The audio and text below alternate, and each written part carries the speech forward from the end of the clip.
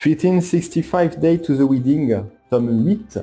de cette série un petit peu romance avec des personnages adultes qui sont Rika et Takuya qui, pour essayer d'échapper à une mutation, à la base simuler un mariage, mais finalement vont quand même se marier. Franchement, alors déjà le dernier tome, je l'avais trouvé vraiment sympa, mais alors celui-là est tout aussi cool. On va voir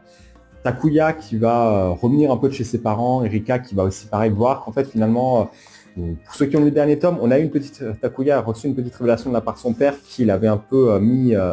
circonspect. Erika va se poser des questions et dire tiens, peut-être que la famille m'a pas forcément très apprécié. Elle va découvrir assez rapidement finalement qu'est-ce qui en est arrivé par un petit coup du sort et un petit truc qui n'était pas forcément trop prévu. On va entrer une petite page, mais voilà, elle va découvrir un peu la vérité sur ça et décider finalement d'aller partir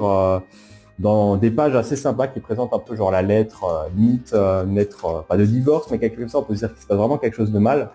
Va décider d'aller vivre dans, alors je sais pas comment s'appelle la ville, mais là où vivent les parents de Takuya pour essayer d'apprendre un peu plus à les connaître et à connaître l'environnement d'une ville autre que, enfin une ville plus rurale, haute qu'une ville rurale, là où est-ce qu'elle est actuellement, où elle a toujours vécu. Franchement, c'était intéressant, surtout que la suite,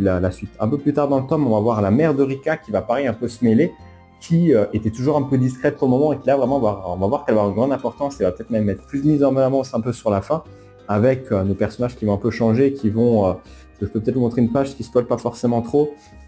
Voilà, ils vont se réunir un peu tous, ils vont vraiment tous commencer à faire connaissance et faire un peu les présentations officielles entre les familles, entre les futurs mariés. Franchement, c'était très fun. Il y a quelques pages qui m'ont bien fait marrer aussi, des petits quiproquos, avec notamment la famille qui va poursuivre un peu Rika alors qu'elle ne voulait pas forcément qu'elle le poursuive, ou le père de Takuya qui pareil va limite un petit peu flipper en se disant merde, qu'est-ce que j'ai fait comme connerie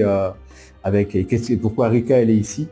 Donc clairement j'ai bien aimé ce tome, c'est terminé en 11 tomes, je commence à comprendre un peu peut-être vers quoi va se ramener un peu la suite, mais ouais c'est cool de voir qu'il y a encore un peu des changements et voir quasiment une sorte de mini dispute aussi entre les personnages et de ce qui se peut passer pour penser un peu à leur avenir en disant ok là c'est bien on vivra ensemble, mais commencer à connaître un peu la famille, commencer à connaître aussi comment vivait l'autre un peu avant et les envies qu'il pourrait peut-être avoir aussi pour le futur. C'est assez intéressant de voir ça et même voir des modes de vie différents parce que c'est vrai qu'ils travaillent tous les deux dans la même agence. Rika se dit est-ce qu'on pourrait pas peut-être travailler à la campagne, ça risque d'être un cadre un peu plus différent, mais ils ont déjà leur vie ailleurs, est-ce que vraiment ça vaut le coup de déménager pour ça? Franchement je recommande, c'était toujours un très bon tome. Et toi, t'en penses quoi?